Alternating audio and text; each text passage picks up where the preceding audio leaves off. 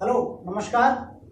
आधुनिक पाठशाला के इस मंच पर एक बार फिर से आपका स्वागत है। और आर्टिकल्स की क्लास जो हमारी चल रही है उसके नेक्स्ट क्लास में देखते हैं use of a and an, यानी ए और एन का जो प्रयोग है हम किस तरीके से करेंगे, किन शब्दों से पहले करेंगे, इसके कुछ नियम देख लेते हैं, जान लेते हैं इसको बारीकी से। इसके लिए चूंकि हमें वर्ड से पहले यूज करना है तो वर्ड का सबसे पहले हमें फर्स्ट लेटर देखना है और उसकी फर्स्ट साउंड क्या है, उसकी आवाज क्या है। लेटर और आवाज अर्थात साउंड, इसके लिए हमें फोकस करना है वॉवेल्स और कॉन्सोनेंट पर। वॉवेल्स जानते हैं हम कितने होते हैं, हमारे 5 होते हैं। कौन कौन से? ए, ई, आई, ओ, यू। ठीक है, इन्हीं के आधार पर ए और एन के प्रयोग में डिफरेंस होता है। देखिए, सबसे पहला ए वहां पर लगता है जहां पर सबसे पहले वर्ड में कॉन्सोनेंट हो, वर्ड में फर्स्ट लेटर क्या हो, कॉन्सोनेंट हो, और फर्स्ट साउंड भी कॉन्सोनेंट हो। कॉन्सोनेंट लेटर से शुरू हो रहा है और कॉन्सोनेंट साउंड है। कॉन्सोनेंट मतलब व्यंजन, ठीक है ना। व्यंजन शब्द से शुरू हो रहा है, मतलब व्यंजन अक्षर से शब्द शुरू हो रहा है और व्यंजन ही उसकी साउंड है अर्थात आवाज है। तब वहां पर हम ए का प्रयोग करेंगे। इसका ए का। अगर दूसरी कंडीशन क्या है, कॉन्सोनेंट से शब्द शुरू हो रहा है और उसकी साउंड वॉवेल है। साउंड कैसी है? वॉवेल है, यानी व्यंजन स्वर में है। तब हम क्या करेंगे? एन का प्रयोग करेंगे। अगर हमारा शब्द वॉवेल से शुरू हो रहा है और उसकी साउंड भी वॉवेल है तो वहां पर भी हम एन का प्रयोग करेंगे। और अगर वॉवेल का प्रयोग हुआ है शुरू में, शब्द वॉवेल से शुरू हो रहा है और उसकी साउंड कॉन्सोनेंट है, साउंड का मतलब आवाज उसकी कॉन्सोनेंट है, तो वहां पर हम वॉवेल होते हुए भी ए का प्रयोग करेंगे। इसे समझ लेते हैं एग्जाम्पल के माध्यम से। ए वेंच, ए फैन। तो डब्ल्यू हमारा क्या है?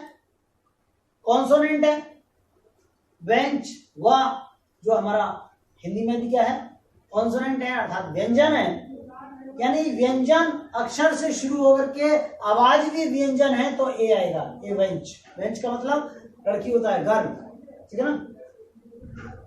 फैन, फैन क्या है? पंखा। फैन एफ से शुरू हो रहा है, एफ यानी फ क्या है?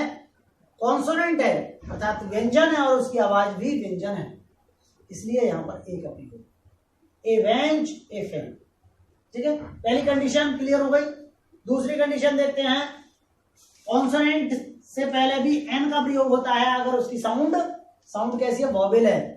तो देखिए एन, एम, ए, हिंदी की साउंड को भी देखना है हमें। ए, तो ए क्या है?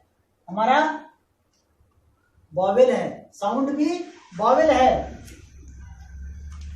एम, भले से एम माँ के लिए बनता है तो माँ तो व्यंजन है, लेकिन इंग्लिश में क्या लिखते हैं? एम, ऐसे शुरू हो रहा है तो एन, एम, ए। क्योंकि ए जो है वो क्या है? वो स्वर है, इसलिए यहां पर एन आएगा। ईयर, भले से कॉन्सोनेंट साउंड, कॉन्सोनेंट शब्द अक्षर से शुरू हो रहा है लेकिन साउंड इसकी यहां से ई से स्टार्ट हो रही है। ईयर, एच साइलेंट हो गया। ऐसे ही मां साइलेंट है, यहां पर ए से शुरू हो रहा है, एम, तो एम और ईयर। यानी कॉन्सोनेंट होने के बावजूद भी साउंड के कैसी है? इनकी स्वर में है, वॉवेल साउंड है, इसलिए यहां पर एन आएगा। तीसरी कंडीशन, वॉवेल होने पर साउंड वॉवेल होती है तो एन आता ही है। जैसे एक्स, ए से शुरू हो रहा है, एक्स, तो वॉवेल अक्षर भी है और वॉवेल साउंड भी है तो एन आना स्वाभाविक है। ऑक्स, वो जो है क्या है, हमारा वॉवेल है और साउंड भी वॉवेल है, इसलिए एन आएगा। फोर्थ एग्जाम्पल देखते हैं। ए कब आता है, वॉवेल होने के साथ भी, वॉवेल होने पर भी शब्द से पहले क्या आता है, ए आता है। कब, जब उसकी साउंड कॉन्सोनेंट होती है, व्यंजन होती है। जैसे यूनिट, यू का मतलब या से बनता है ना, तो यूनिट, भले से यू हमारा जो है क्या है, वॉवेल है, लेकिन साउंड या से आ रही है, इसकी यूनिट, इसलिए यहां पर ए आएगा। ऐसे ए वन आइड मैन, एक आंख वाला आदमी, वन वा से शुरू हो रहा है, हालांकि वो हमारा क्या है, वो वॉवेल है, और वन जो प्रोनाउंसिएशन है इसका वो कॉन्सोनेंट है, इसलिए ए आएगा यहाँ पर, वन आइड मैन, एक आंख वाला व्यक्ति। तो इस तरीके से हम इनका ए और एन का प्रयोग करते हैं, ठीक है ना। आगे देखते हैं हम दा का प्रयोग।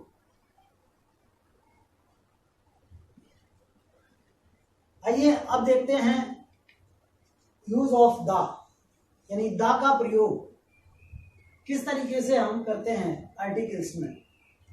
तो इसके लिए हमें कुछ मुख्य चीजों का जो महत्वपूर्ण है उनका ध्यान रखना है। जैसे नंबर 1 पे हमने जो लिया है क्या है, before singular countable noun when it is repeated. क्या मतलब है इसका, बिफोर का मतलब पहले, पहले यूज करना है हमें दा का प्रयोग पहले करना है। किससे पहले, सिंगुलर काउंटेबल नाउन, यानी एक वचन का जो गणनीय नाउन है, यानी जिसकी गणना की जा सकती है, जिसकी गिनती की जा सकती है, जिसको गिना जा सकता है, ऐसा नाउन, और वो भी क्या हो, सिंगुलर, उससे पहले हम दा का प्रयोग करते हैं।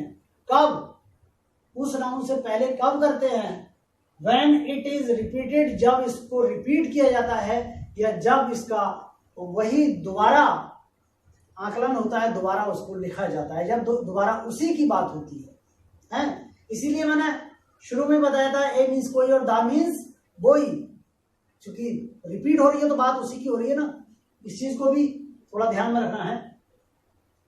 जब इसका रिपीटिशन होता है, जब इसको दोहराया जाता है, तब हम उस नाउन से पहले, सिंगुलर काउंटेबल नाउन से पहले दा का प्रयोग करते हैं। एग्जाम्पल के माध्यम से समझ लेते हैं। आई सॉ ए गर्ल, मैंने एक लड़की को देखा। द गर्ल वॉज ब्यूटीफुल, लड़की सुंदर थी। आई सॉ ए गर्ल, मैंने एक लड़की को देखा। जब मैंने पहली बार लड़की को देखा तो लड़की मेरे लिए क्या थी, कोई थी, क्योंकि मैं अनजान था। अब चूंकि दोबारा फिर उसी लड़की की बात हो रही है, तो यहां पर दा आ गया। पहले ए था, गर्ल से पहले काउंटेबल नाउन है, सिंगुलर नाउन है, सिंगुलर काउंटेबल नाउन है, ये इससे पहले ए का प्रयोग हो रहा है। लेकिन जब यही काउंटेबल नाउन रिपीट हो रहा है तो क्या हो रहा है, इसके साथ दा का प्रयोग हो रहा है, ठीक है ना। इस चीज को ध्यान रखना है। द गर्ल वॉज ब्यूटीफुल, लड़की सुंदर थी, उसी लड़की की बात हुई। नेक्स्ट एग्जाम्पल और देख लेते हैं। Give me the book which I gave you. हालांकि सेंटेंस में रिपीटिशन नजर नहीं आ रहा है। गिव मी, मुझे दो, द बुक, वो किताब, विच आई गेव यू, जो मैंने तुम्हें दी, मुझे वही किताब चाहिए। इसका मतलब मैंने पहले दी कोई किताब, फिर मुझे चाहिए, तो वही हो गई ना। उसका देने वाली किताब का जिक्र नहीं किया गया है, लेकिन सेंटेंस से ये बात स्पष्ट है कि मुझे वही किताब चाहिए जो मैंने तुम्हें दी, ठीक है ना। तो विच गिव मी, मुझे दो, द बुक, वो किताब, विच आई गेव यू, जो मैंने तुम्हें दी। चाहे तो यहां पर यस्टरडे लगा सकते हैं, कल, ठीक है। अगला एग्जाम्पल मतलब देखते हैं हम, यानी दा का प्रयोग और कहां करते हैं, यानी रिपीटिशन में करते हैं काउंटेबल नाउन के, और before noun plus preposition plus noun का जहां पर कॉम्बिनेशन आता है, वहां पर भी हम उनसे पहले दा का प्रयोग करते हैं। क्या क्या कॉम्बिनेशन है हमारा? नाउन, उसके बाद प्रीपोजिशन और उसके बाद फिर noun. Noun plus preposition plus noun का कॉम्बिनेशन आता है तो इससे पहले दा का प्रयोग होता है। एग्जाम्पल से समझ लेते हैं। The gold of India, India क्या है? नाउन है। उससे पहले क्या है? प्रीपोजिशन है। गोल्ड क्या है? वो भी नाउन है, संज्ञा है। तो इस कॉम्बिनेशन से पहले भी दा का प्रयोग होता है। The gold of India is famous, Bharat का सोना प्रसिद्ध है। फेमस का मतलब प्रसिद्ध है। एक एग्जाम्पल और समझते हैं। The Ram of Ramayana is an ideal personality. यहां पर ये लिख गया है, इसको एन करना है हमें। एन आइडियल पर्सनैलिटी एक आदर्श व्यक्तित्व है। एक आदर्श व्यक्तित्व है। क्या? रामायण का राम। रामायण के राम जो हैं एक आदर्श व्यक्तित्व है। अब देखिए यहां पर रामायण अगर पुस्तक के रूप में हम इसको रखते हैं तो द रामायण होता है, लेकिन ये है हमारे राम। राम सब्जेक्ट है और किसी का पर्टिकुलर नाम है ये, और नाम से पहले कभी आर्टिकल का प्रयोग नहीं होता है। लेकिन कॉम्बिनेशन हमें याद रखना है, noun plus preposition plus noun. अगर ये कॉम्बिनेशन बनता है तो दा का प्रयोग होगा। राम ऑफ रामायण की कॉम्बिनेशन है नाउन, प्रीपोजिशन और नाउन का, इससे पहले दा का प्रयोग होगा। ठीक है, अब देखते हैं अगला एग्जाम्पल, मतलब अगला रूल देखते हैं, अगला नियम देखते हैं दा का प्रयोग का, कि कहां पर दा का प्रयोग करना है हमें। बिफोर, बिफोर का मतलब पहले। किससे पहले करना है? रेंज ऑफ माउंटेन, पर्वत श्रृंखला से पहले हमें दा का प्रयोग करना होता है। एग्जाम्पल के तौर पर समझ लेते हैं, जैसे द हिमालयाज, हिमालय से पहले दा का प्रयोग। द हिमालयाज क्या है? पर्वत श्रृंखला है।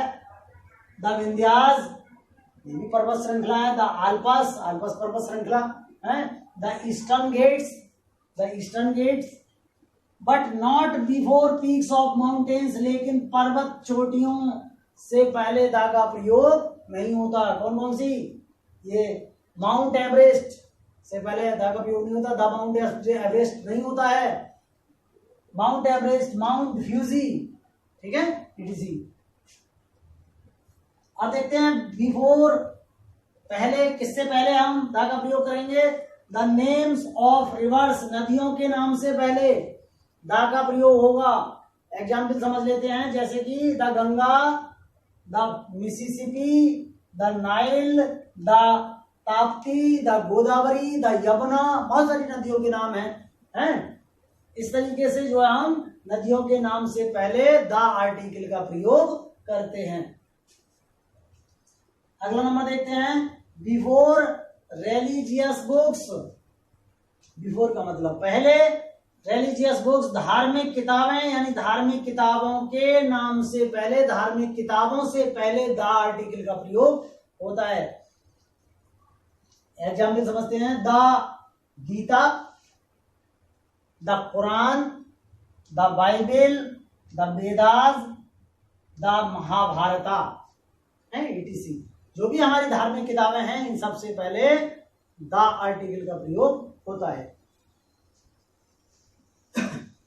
अगला देखते हैं, बिफोर हेवनली बॉडीज, जो स्वर्गीय बॉडी है, स्वर्ग से संबंधित बॉडी है, ब्रह्मांड की चीजें हमारे, उनसे पहले द आर्टिकल का प्रयोग होता है। और मैचलेस थिंग्स, या ये कह सकते हैं हम दुनिया में जो अद्वितीय चीजें हैं, जिनके समान कोई दूसरा नहीं है, वहां पर भी उनके साथ भी द आर्टिकल का प्रयोग होता है। जैसे द अर्थ, पृथ्वी अद्वितीय चीज है, हेवनली बॉडीज है ये। The earth, the sun, the moon, पृथ्वी, सूरज, चांद, द स्टार्स, तारे, द स्काई, आकाश, इन सबसे पहले द आर्टिकल का प्रयोग होता है। लेकिन सॉरी, 4 चीजें ऐसी हैं जिनसे पहले, चूंकि ये भी अद्वितीय चीजें हैं, हेवनली बॉडीज हैं, फिर भी इनके साथ दा का प्रयोग नहीं होता है। बट नॉट बिफोर हेवन स्वर्ग, हेल नर्क, गॉड ईश्वर, एंड पार्लियामेंट और संसद, हमारी जो संसद है वो भी ईश्वरीय सत्ता के रूप में मानी जाती है, क्योंकि पूरे देश को चलाती है ये। हमारा जो देश चलता है कहाँ से चलता है? संसद से चलता है। इसलिए इन 4 से पहले कभी दा का प्रयोग नहीं करते। आगे देखते हैं बिफोर डायरेक्शंस। डायरेक्शंस का मतलब दिशाओं से पहले, जो हमारी चारों दिशाएं हैं उनसे पहले भी दा का प्रयोग होता है। जैसे the east, the west, the south, the north. East का मतलब पूरब, वेस्ट का मतलब पश्चिम, और द साउथ का मतलब दक्षिण, द नॉर्थ का मीनिंग क्या होगा? उत्तर। तो इस तरीके से चारों दिशाओं से पहले द आर्टिकल का प्रयोग होता है। तो इस क्लास में, आज की इस वीडियो में इतना ही। अगली वीडियो में हम आगे दा का प्रयोग पढ़ेंगे। तब तक के लिए नमस्कार।